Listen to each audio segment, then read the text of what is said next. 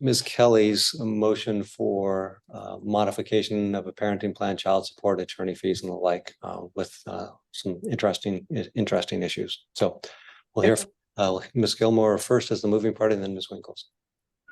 Megan Gilmore on behalf of the respondent and moving party, namely Crystal Kelly. I would first like to memorialize my objection regarding the numerous materials filed on Friday and Monday of this week. I did present that objection to the court via email. I do apologize. That's relatively informal, but I didn't have any ability to get anything filed. So we are asking the court does not consider that for the purpose of this this motion today. Our original motion was filed in September. The court, if you do recall, set this over, I think, at least 3 weeks. So he had plenty of opportunity to respond. He filed under penalty of perjury a response on October 24th. And so those materials were, filed in violation of local court rule 88. I'm also objecting to the consideration of the letter filed along with his responsive materials by Heather Hoke.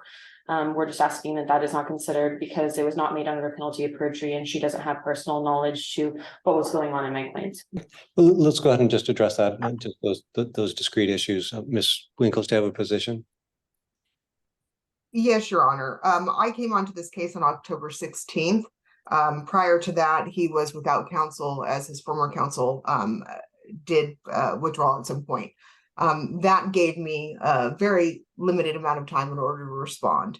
In order to get the child's records, because really what we're talking about here is the best interest of the children or the child and how it impacts. Really, the best way we can do that is to have counseling records. Mom had some counseling records. Dad had no access. This is a child that's 13. We're on the child's timeline. If the child wants to give them, great. If the child doesn't want to give them, we wait. We waited till the child decided it was time to give them to the court. We've got them. They're with the court now. They're probably useful in determining whether or not this child's really been impacted. With regards to my client's supplemental declaration, there was new information presented in Mom's responsive pleadings. My client had no opportunity to respond to that. Additionally, my error, I did put that my client was on naltrexone. He obviously must have skimmed when he read it because he had typed it out first or handwritten it. And this is my fault. I had confused him with somebody else, a different client of mine. So he did want to clarify to the court, I'm not on this medication. That's a very small issue. His supplemental declaration is quite short. It just addresses a couple of new items that are new information that weren't in Mom's original. The medical records are the child's records. They're useful. They're necessary. Even though they're late, they are necessary. Mom had access to them already, so it's not prejudicial information that Mom is just seeing for the first time.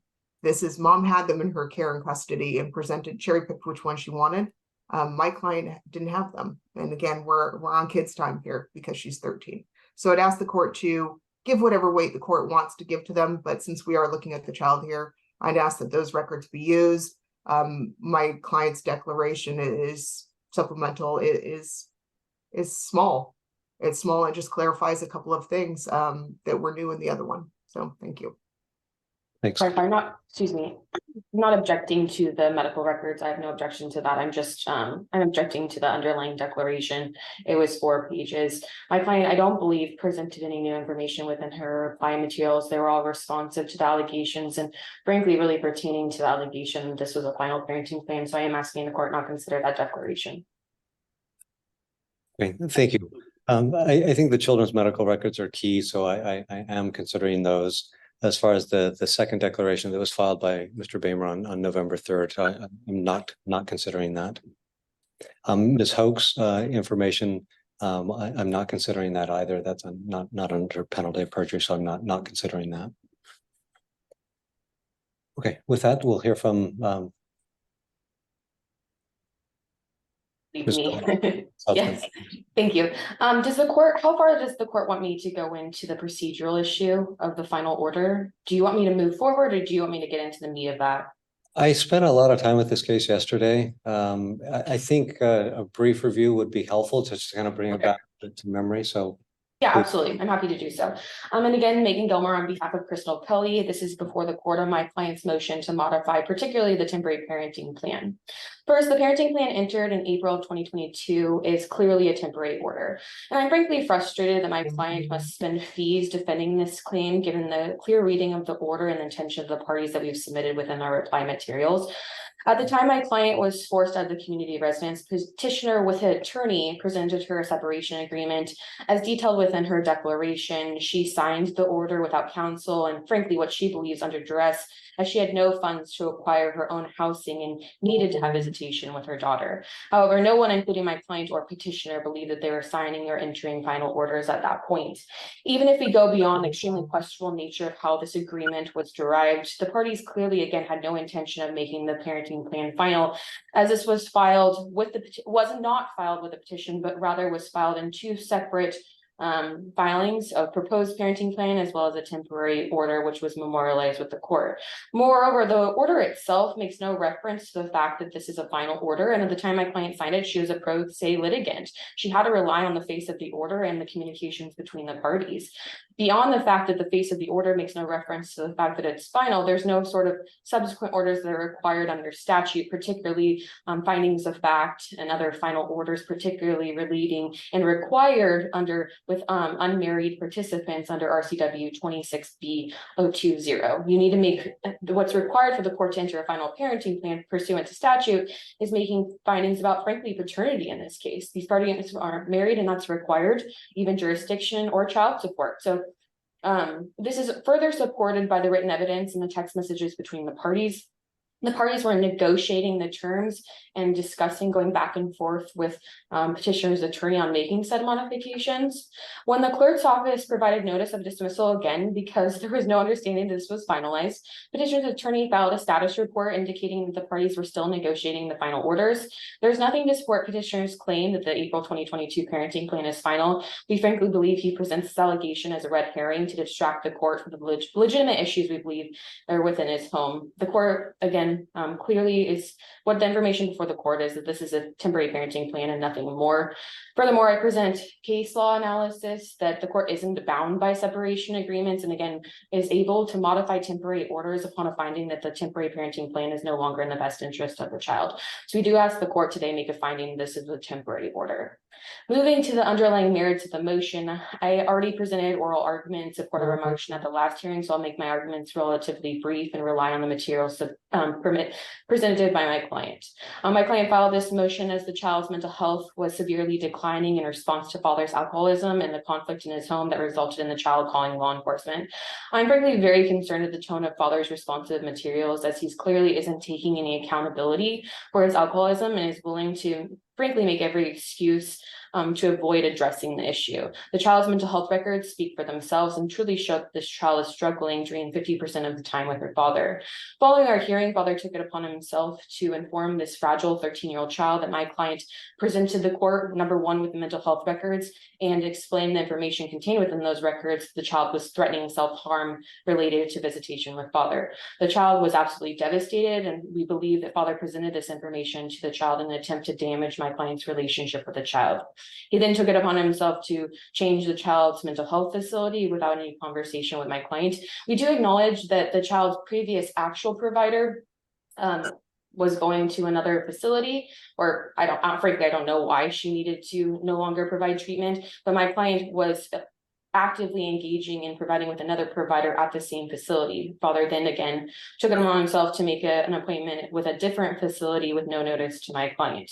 He not only changed the facility, but then threatened the child with a subpoena when she refused to sign the release of information. My client is concerned by this. She was able to access the records previously prior to bringing this motion because the child wasn't 13 years old. But my client does believe that the child mental health provider needs to be someone that the child can rely on. And I am frankly concerned that we now have those records suggesting that those threats were made good upon, and he did force the child to sign those releases. I do appreciate the fact that it's needed for the motion and it's hard to balance that, but we don't believe it involving the child in conflict is appropriate. At my direction, my client requested a hair follicle test of petitioner to establish a baseline of father's drinking. The hair follicle shows long-term use. Father is in such denial that he's now trying to make claims that this test isn't legitimate or accurate without any sort of evidence proving that. Father then thought it was appropriate to send said drug test directly to the child in support of his threat that she must go to visitation with him when she was apprehensive. Father presented a declaration or penalty of perjury that he was taking a drug to help him with alcoholism. I'm confused how you state that that was made in error when it was signed by him under penalty of perjury weeks ago. Father similarly presents in his declaration that his last DUI was when he was 18 years old, but the records, the watch report very clearly show that the last conviction was from 2020. This motion was filed 6 weeks ago, and at this point we have no evaluation from father. We have no proof that he started any sort of legitimate treatment, and we have a positive drug test for alcohol. Father asked the court to indicate that he's addressed his non-existent issue because he's done 2 online AA classes, which are frankly insufficient given the facts of this case. Beyond the alcoholism, I'm frankly shocked that number 1, father admitted to telling this child to kill herself, and number 2, that he now under penalty of perjury tries to allege that's a joke.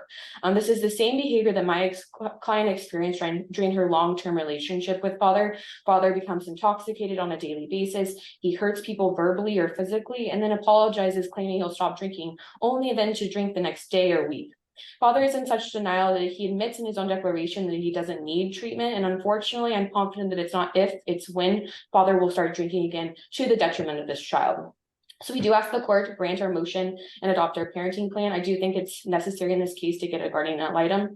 I ask the court, if our parenting plan is granted, to consider entering an order of child support. And I do ask the court to consider fees. I understand that a committed intimate relationship doesn't allow for fees, but again, my client was a pro se litigant for a vast majority of this litigation, and it should have been filed under 2 petitions, a petition for committed intimate and a petition for a parentage or parenting plan. And under a parenting plan analysis of RCW 2626B060, my client does have relief for attorney's fees, and we think that that's legitimate given the facts of this case. Thank you. Thank you, Ms. Gilmore. All right, Ms. Winkles. Yes, Your Honor, that's a lot to unpack. I'll start with the orders. So what we have here is we have a CR2A, and the reason we know that is because number 1, litigation had already started. This isn't your typical separation agreement. This is an agreement made contemplating litigation that's already ongoing.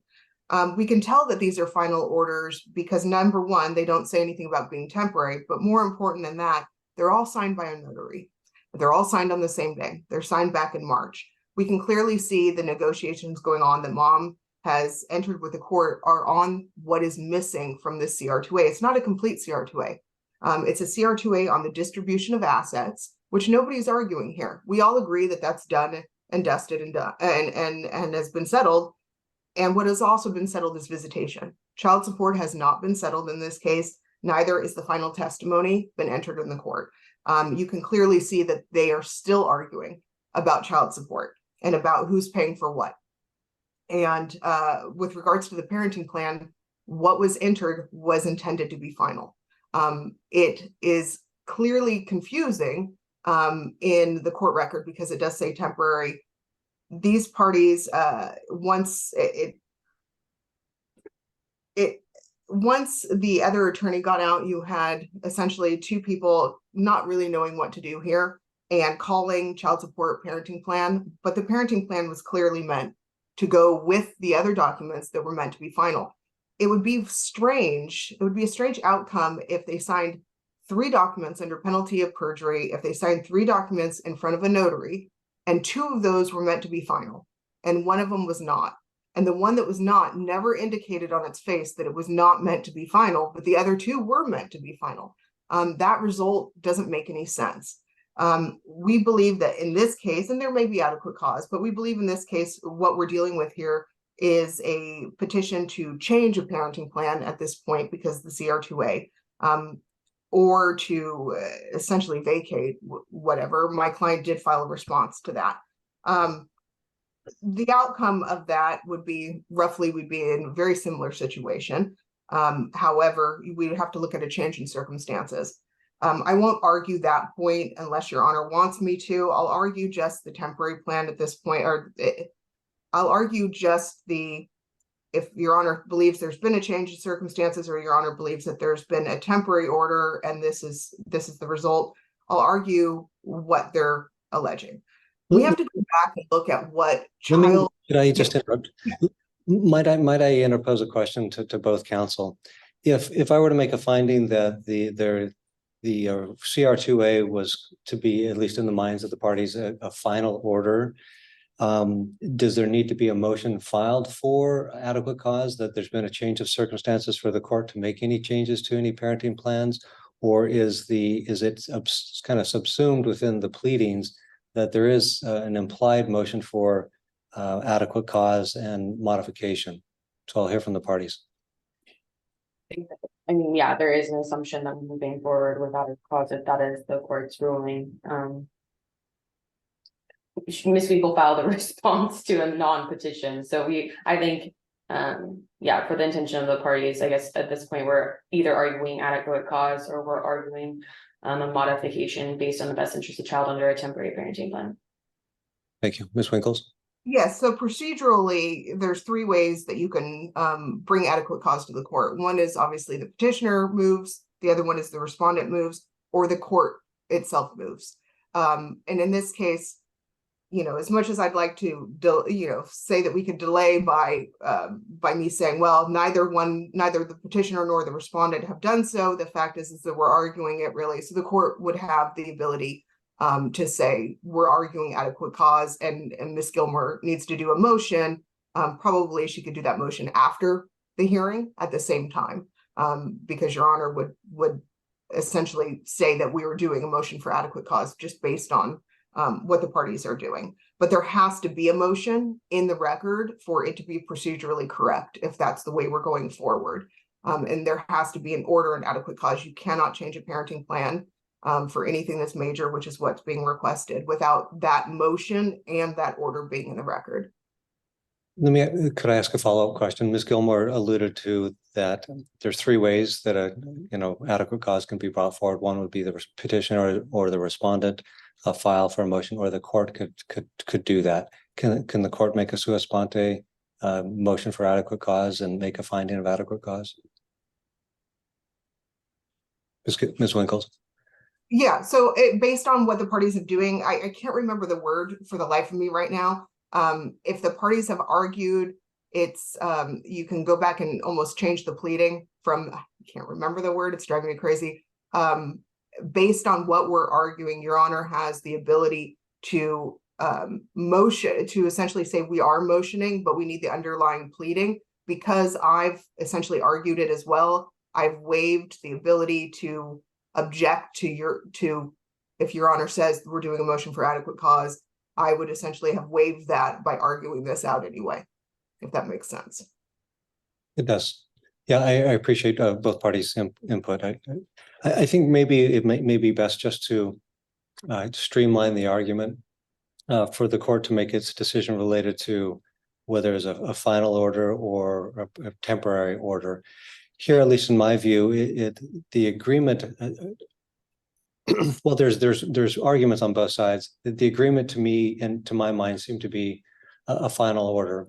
And the reason I say that is that it was fairly comprehensive. The CR2A addressed a lot of issues, addressed the home, it addressed property, it addressed parenting plan, and it addressed assets and visitations. It did leave out child support.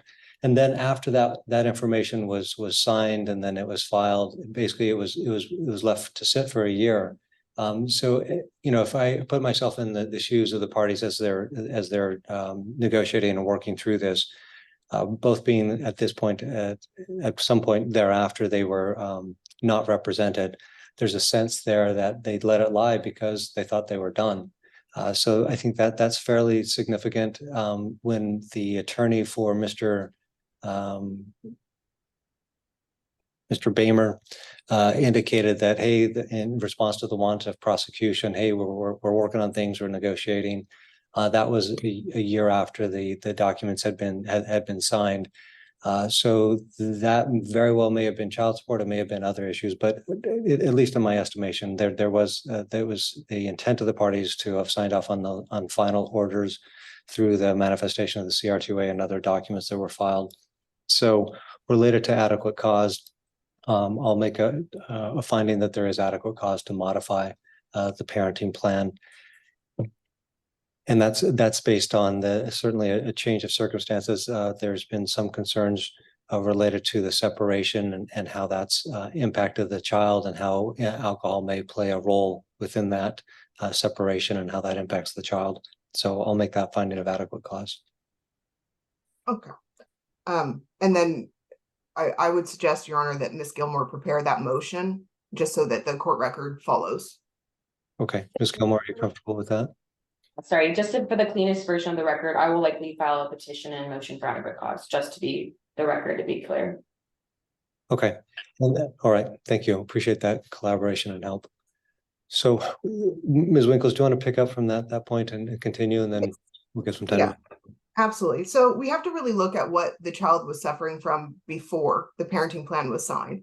If you look at the mental health records and the records of the child, we see a child that already is has some underlying mental health conditions. She's already anxious. She suffers from some essentially physiological changes from this anxiety.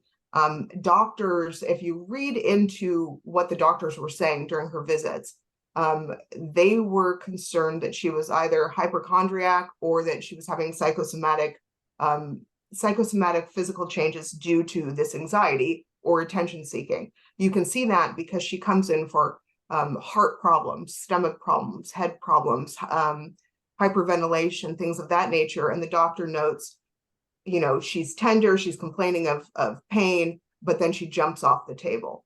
She's complaining of being breathless and not being able to breathe, but then she's talking normally.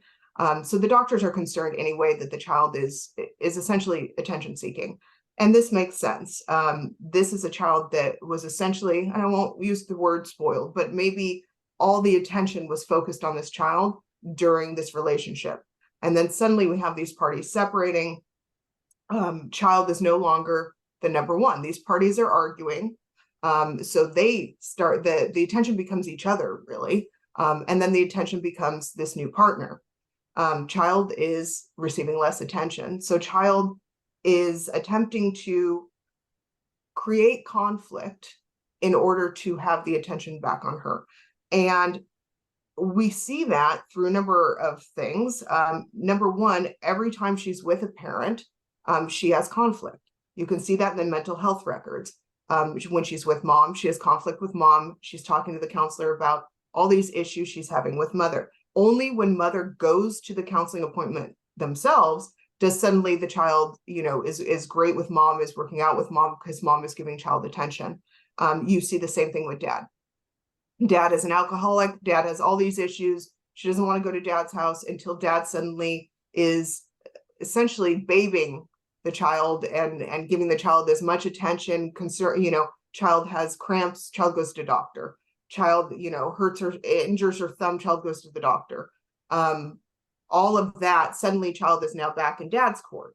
And so really catering to the child is probably not the best way forward. And both of them need to probably have the entire group needs to have some family counseling, that's for sure, in order to get on the same page about how to deal with a child that needs attention and how to deal with a child, children in between, how to deal with a child when there's conflict and all of that.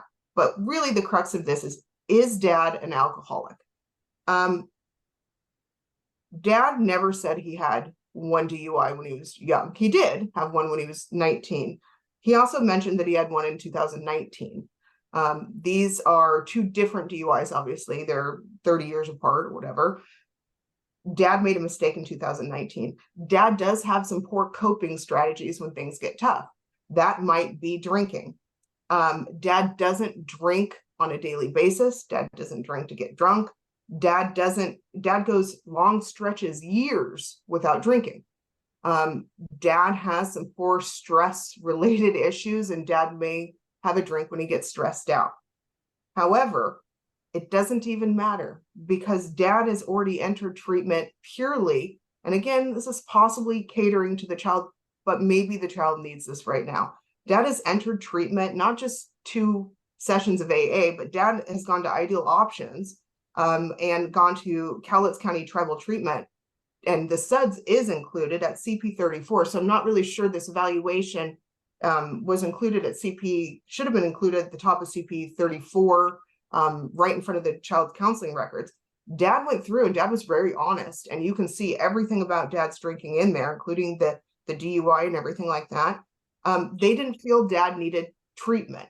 Dad is going to continue treatment though. And the reason he's going to do that is he wants to show the child that he is, he's willing to work on things, whatever she feels that there's a problem, he needs to work on. And so that's what he's trying to show her. Can I ask you what his treatment is? Because they may said, no significant problem, no treatment recommended. So what is the treatment plan? So the treatment plan, dad is actually he is doing NA. So he's doing NA, I believe, once or twice a week. On top of NA, or not NA, sorry, AA. I always get the 2 wrong. He's doing AA once or twice a week, and he's also going to Cowlitz Tribal Treatment for counseling. For, I guess it's non-medicated treatment. It's counseling, peer therapy, things of that nature. Once a week, twice a week, 2 hours shot. And I don't actually know this because the SUDS came in so late. If I can just have my client, if your honor doesn't mind. I would like to know that. Mr. Bamer, how much are you going to that therapy at Cowlitz Tribal Treatment? Twice a month. Yeah, twice a month, every other week. Is it a group setting, individual setting? Me and my fiance. And then you meet with the counselor? Yep. Okay, thank you. Ms. Winkles? Yeah, and then on top of that, he's doing AA as well. And he's also doing it with his girlfriend. And that is purely to have a sober household. So that's the whole idea, is treatment doesn't hurt anyone. But my client states that a lot of this is just blown up. And you can see this in a fashion in what the child tells her counselor and what the child tells the doctor and what the child tells everybody. First, she says, dad doesn't drink around me. There's 2 instances where dad had a beer and upset her, just the 1 beer. So child is hyper focused on this issue. Dad has a beer, child gets really upset. Dad then stops drinking completely in the house. Child mentions that in her record. She said, dad doesn't drink at the house around me.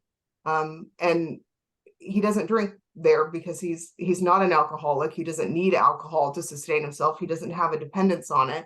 He doesn't drink when she's there. She's still hyper focused on this issue. You also note that child says, nobody believes he's an alcoholic. Mom and grandma, you got, something about mom and grandma are denying it and they don't believe it. And that's because mom didn't believe it until suddenly she needed something to grasp on. We also noticed that mom is really the one pushing this forward. So when they're at the doctor, it's not the child who's disclosing this to the doctor that she's upset and she's sick to her stomach because of dad's drinking. It's mom. Mom says to the doctor, I had to pick her up because dad was drunk. That's clearly mom inserting herself. And we see that time and time again here. This is not a change in the child's mental health. The self-harm, possibly. But really, this is prior to the relationship. When mom moved out with her new boyfriend, James Wagner, she made daughter hide this issue from dad. That caused the start of all of this. And child was really upset to have to hide this relationship, to move in with this new man, to be in a house with a third-party male that she doesn't know. That was a lot on a 12-year-old little girl. She started having stomach issues, missing a lot of school and the like. This anxiety and this hyper focus on dad is new. And that happened after dad said to his child, which he possibly shouldn't have. And again, some parenting classes are definitely in order here. He told his daughter that he was going to marry his new girlfriend. Dad is a middle-aged man, doesn't understand that might affect a 12 or 13-year-old little girl. Maybe and not sexist in any way here, but quite possibly you could tell a male child that and it would be absolutely nothing. But to tell a little girl that was probably dad's not a shining moment, in any event, child became hyper focused on any flaw she could find with dad. My client's not sharing things with child. Child seems to know things that child shouldn't know, which is actually just making my client's life more difficult. The reason he showed her the UAs that he took is because child demanded to see the UA or refused to come to his house. So my client did it, and showed her the same reason he's going to treatment. He wants to show her that he's willing to make this extra effort, that he's willing to work with her, and he wants her to feel safe in his house. Now, concerning the allegations of domestic violence, we have the woman who is supposedly the victim here saying this never happened. We have a chaotic scene where the children are all showering. It's flooding the floor because these are little girls. They're flooding the floor. Somebody runs out and tells dad the pipes broke. Dad runs in, kind of moves everybody out of the way. And then they start moving furniture, and I'm sure everybody was screaming. And I'm sure, when things like that happen, I'm sure people were, maybe even bickering, maybe bantering, maybe saying, what the hell, get the hell out of my way, things of that nature. But again, this child is hypersensitive and hyper focused on anything that makes her uncomfortable goes from a 0 to a 10. So she calls the police. The police come, don't make any arrests. Nothing happens. There's no injury. There's nothing. My client then essentially just tries to work with the child here. Child's hyper focused now that everybody doesn't like her. And that's not the case. This is a child that is very, very sensitive, that needs a lot of extra care and probably needs agreement, guardian ad litem here, to help these parties deal with this hypersensitive child, to not feed into it, but at the same time to respect that it's there. But there is no domestic violence. This is not a man with a history of domestic violence. This is not, do they argue? Yes. Do they bicker? Most likely. But this is not a man that has any of those issues. With regards to the hair follicle, a hair follicle exam with an ETG goes back 90 days. It will pick up, because it's hair, it will pick up any sort of product you put in your hair that has any ethanol in it, which is pretty much 90% of cheap hair products. If you use really nice hair products, probably not. But the fact is, his was 0.23, 0.20 is a cutoff, which means he had just a tiny smidge that would show up on a hair follicle exam. That could have been from anything. It could have been from a beer that he had, absolutely, 3 months ago. But what is really interesting is that alcoholics, unlike other drug addicts and other addicts, can't stop use. And that is, they have the highest recidivism rate of pretty much any substance abuse. It can't stop and stop for periods of time and then suddenly start again. That's binge drinking. It's a whole other type of addiction. But dad's UAs, which look back 72 hours, are both clean. We have 2 UAs taken like 2 weeks apart. They're both clean. That shows almost a 2-week window of not having any alcohol. If dad is actually an alcoholic, that is one of the most amazing things that dad can do that, because most alcoholics can't do that. They require medical detox with benzos usually. If they're not that bad, they require lots of outpatient care to even be able to get to 2 weeks without alcohol. If we look at the SUDS again, dad's very clear. Changing the mental health facility, her doctor quit or essentially moved up in the practice. Child wanted care. Dad made sure to get care. With regards to the demanding the records, that's in the medical records themselves, in the mental health records, it clearly states that dad asked her, child went, doctor said, and this is all in those records, doctor said to child, are you sure you want to do this? This is what they're going to use them for. Child said, I'll think about it. 2 weeks later, child said, yeah, I want them to have that. This makes sense. The child wants them to have it. Everything child's done is attention seeking. The self-harm is attention seeking in its own way. The hypochondria, the, calling the police. Everything that child's done is to get focus on her. Everything, and that is included in this. It's that she wants the court, she wants everybody to know how she's suffering. She wants this attention. She wants the parties to focus on her. This is not a case where dad should not have visitation. This is not a case for supervision. This is a case for all parties here, mom and dad. They've equally done things, getting with new partners, involving the child in it, that are wrong for a sensitive child. They should both be they should all be in counseling together. Whether or not they hate it, they need to suck it up. They should both take children in between because they're not doing it right. And they should be working with the counselor together as a united front. This is a case where these people need to get over themselves and start working together, but it's not a case for any sort of suspending of visitations or changing that. Regard to the kill yourself comment. My client is a normal man, a normal guy. The child was refusing to come out of her room. My client said, well, if you're going to stay, they were watching a movie, if you're going to stay in the room for the rest of your life, you might as well kill yourself. Not kind of a crass comment. Had he realized that this child was suffering as much as she is, he wouldn't have stated it. He thought it was funny. Child didn't take it like that. He'll never make the comment again or anything like that. He now knows how much it upset her. He's just a normal guy trying to understand a child that's very different from the rest of these people. But both of these parties have caused this. They fed into it, but mom, with her secret relationship and her leaving the marriage for her son's friend, dad for getting with a woman that he's going to marry when he didn't marry mom. This is a lot for a little girl to handle. Finally, attorney fees, and I've talked way too long and I apologize.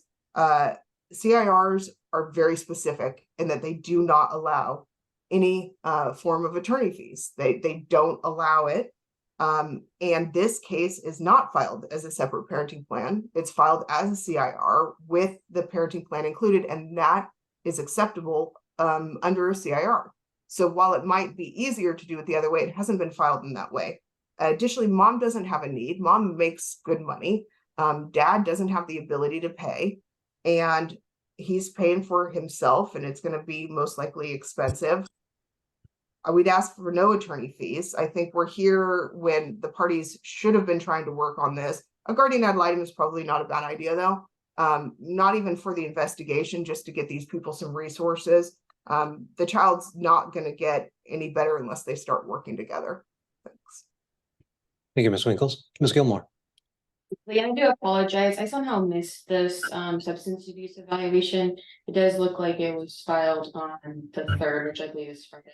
Did have the opportunity while counsel was making arguments to just briefly glance over, and I do have some current concerns. Father, frankly, doesn't report anything to the provider. I don't see anywhere where he disclosed his numerous DUIs as recent as 2020. He actually, on page 2 under dimension 5, reports that he has gone a year without using alcohol, which directly contradicts his own statements in his declaration. That's what I see here a lot of contradictory statements to excuse or explain away bad behavior of father. And again, I think that he really at this point is willing to, again, throw this child under the bus and say that she's overly sensitive. But I don't think that the mental health records really suggest that she's not disclosing anything that's what she believes to be inappropriate. And I think that frankly, it is inappropriate. It is inappropriate to tell a 13-year-old child to kill herself. And I think that the crux of that is the father alleges that he's in support of the child's mental health. He's spearheaded getting her to treatment, but then admits to making these type of statements. Again, all of this information just simply contradicts itself. And again, I would just like to highlight, he now admits to having a DUI, multiple DUIs, but I'm looking to page 3 of his declaration. Midway through, he suggests, in 1997, I was arrested for both minor possession as well as a DUI. I was 17, 18 years old when this event occurred. I'm now 46. I mean, these are all suggestions that he doesn't have an issue. He's willing to make excuses. And the child is frankly continuing to have ongoing issues because of the back and forth yo-yo of father prioritizing alcohol beyond his visitation and relationship with his child. So I do ask the court grant our motion. All right, thank you.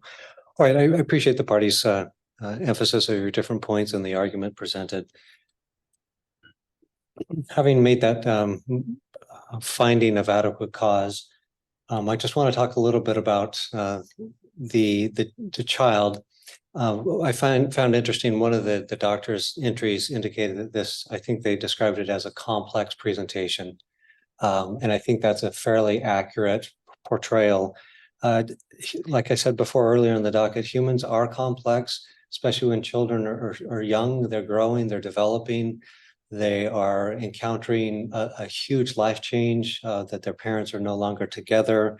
There's involvement of the children in adult issues. There's new companions, new partners. Terribly difficult and hard for a child to navigate all of that when they themselves are trying to get their feet underneath them, and the carpet's kind of been pulled out from underneath them. So there's some real challenges there for the young lady that she's working through. Could it be attention seeking? Yeah, it could be. Could it be other things? Yeah, it could be a whole host of issues. And gratefully that there's medical professionals and others that are giving their best efforts to address those issues. I'll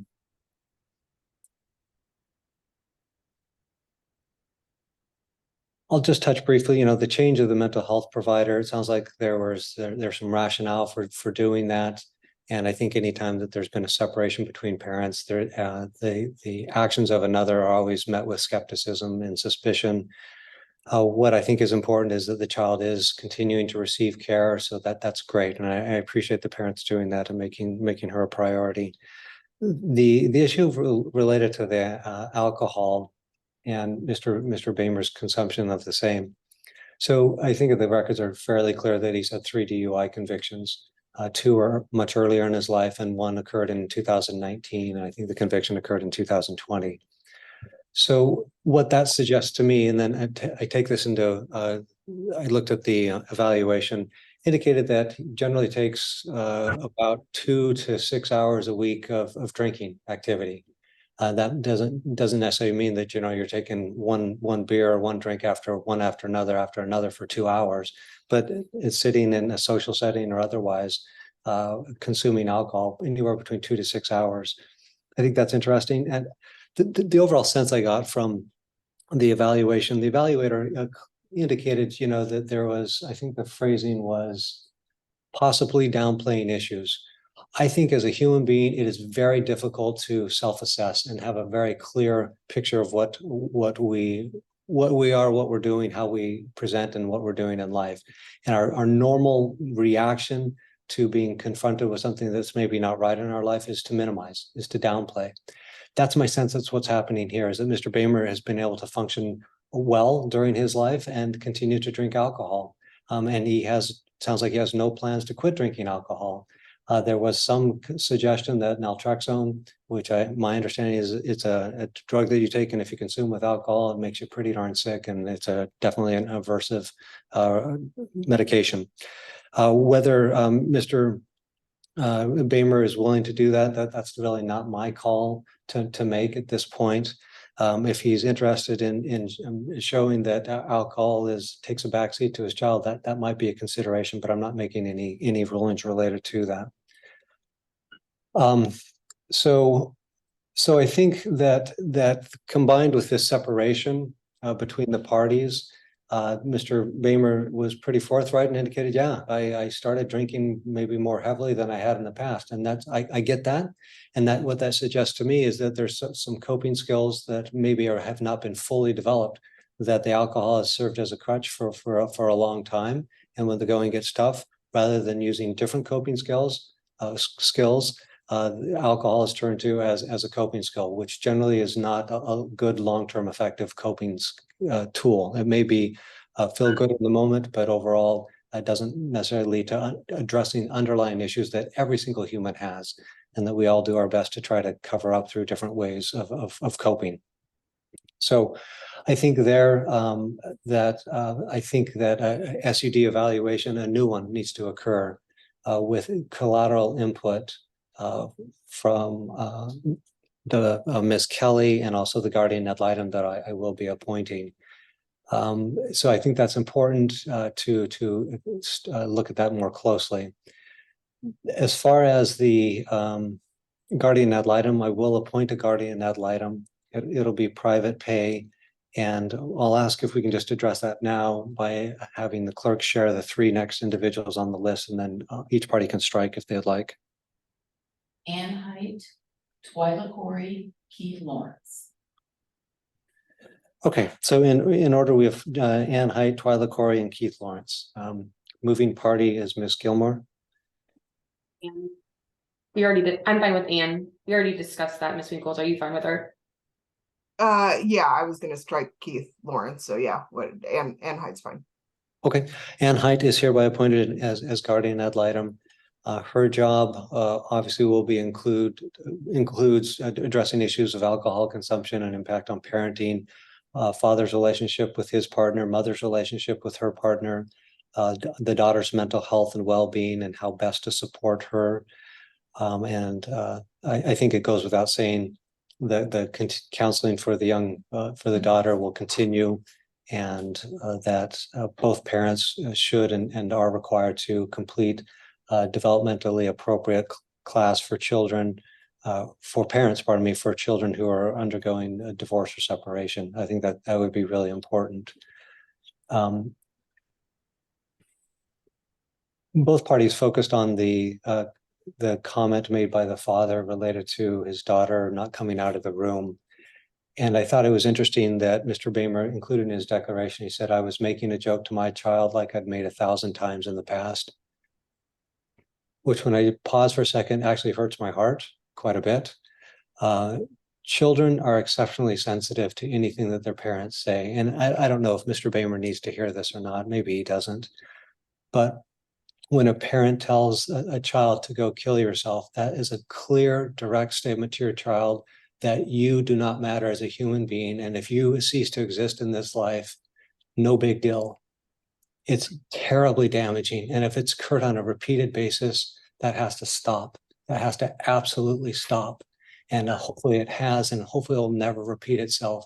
And hopefully that those comments were made during a time when there was maybe intoxication or what have you, or maybe the inhibitions were down, but that has to stop. Words are absolutely powerful. Children take them to heart, and they permeate, and they stay at the cellular level, and they manifest themselves in decades later.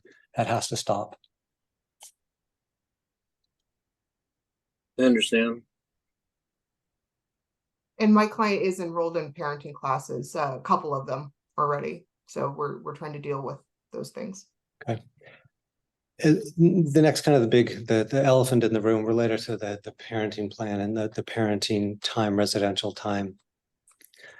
This is my sense. A lot has changed for this young lady. A tremendous amount of upheaval and change has occurred and is occurring all about her. If I were to change the parenting arrangement, I'm concerned that would cause further disruption and may not be in her best interest. So what I'm going to do at this time is keep the parenting plan, the status quo that the parents had been involved in, which is the 50-50. The guardian ad litem will be appointed. Guardian ad litem will issue a report, and we'll take a fresh look at things based on that report to see if there does need to be some type of change. But at this point, I'm going to leave that as is. The parenting decision-making will continue to remain joint. The alcohol testing provision remains in place. I'm sensitive to the hair follicle test because it does go back. My sense is that what the court's more looking at is if there's drinking during residential time. So in other words, when the father has the child during his residential time, when it's his residential time, there can be zero consumption of alcohol. And what becomes a little bit tricky with this is that at the end of his time, let's say it comes to the end of the week, it's Friday, and Friday morning he drinks a beer, and then the mother requests, maybe it's at 4 o'clock, and then it's after the exchange has taken place. There's an alcohol test. So what that probably does is limits Mr. Bamer's alcohol consumption to probably the next week, Tuesday and Wednesday, and that's probably about the only time he's going to be able to drink. So it's going to significantly curtail his any consumption. So the mother can request an alcohol test that has to be taken within 4 hours. at any time during his residential time, and the day before the visitation, and the up to 24 hours after a visitation, that request can be made. And so that puts really tight constraints on Mr. Bamer. I want him to understand that this is the court is taking this seriously. It may not be an issue, but I'm erring on the side of caution. But that provision will be in place. Related to the parties didn't address child support at this point. So I think I'm going to hold off on that because it is a 50-50 at this point. That may certainly change in the future if there's a showing that there's a need for one parent or the other. As far as attorney fees, I'm going to hold off on that. I'm going to reserve on that issue at this point in time. We're here fairly early. It can be raised at a later time. I believe that addressed the issues that the parties presented to the court. I may have missed something, or the parties may need additional clarification. So I'm open to hearing from each of you. Actually, before the court on a presentation of the order as well. I know counsel presented objections. I do not have them in front of me right this second. I guess I would just defer to the court on whatever changes you would make. Did you receive a bench copy of that? Is that before you? No, I don't have that. Maybe we can address at the next presentation all orders.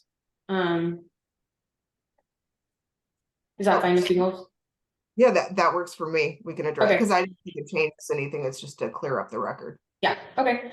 And then my last question is percentages on for the GAL with a private pay. There is a disparity of incomes, and I both of us presented worksheets. Yeah, let's address the presentation date first, and then we'll talk about the percentages. Presentation date, would the parties be available on the 21st of November? Yes. Okay. I have a trial, but I always have a trial. So they go or they don't go. So I'm just booking things. So. Okay. Well, let's set up for the 21st of November at 9 a.m. for presentation of all orders. Regarding the percentages, this is what I found. As far as the mother, I found her net at 38, her gross at 38.61, her net at 32.34. For the father, I found his gross to be 66.60, and I wasn't exactly sure on the net with the deductions. I kind of gave it a thumbnail view and set it at 5,800. So we'll use the 5,800 as the net for father, 32.34 for the mother. And this is for purposes only of guardian ad litem's division of fees. Okay. Additional items, either Ms. Gilmore or Ms. Winkles. Your Honor, you said parenting classes were important. We're ordering those though for both parties, correct? Required, correct. And I was this close to requiring both parties to undergo counseling, because my experience has been, and it may be off, is that when a child is suffering deeply or having a lot of difficulty, the parents in being in counseling also can certainly help a lot. And it sounds like Mr. Bamer is doing that, but so I'm not going to require that, but the class I am. Okay, sounds good. I have no more questions. Right. If there's nothing further, that'll conclude the case and for today, and we'll see everybody on the 21st of November at 9 a.m. for presentation. All right, thank you, Your Honor. Thank you.